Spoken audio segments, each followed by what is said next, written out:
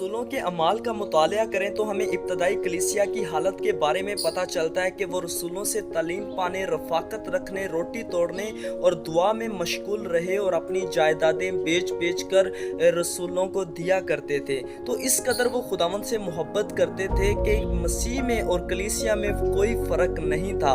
जो कोई कलीसिया को देखता था वो गोया मसीह के एहसास को हासिल करता था।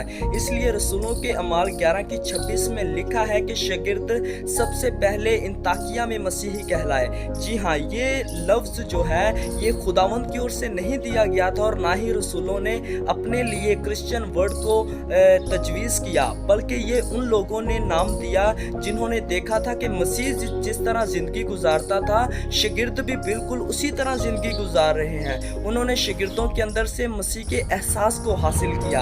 आज मेरा क्वेश्चन है आपसे कि आपको लोग देखकर क्या एहसास हासिल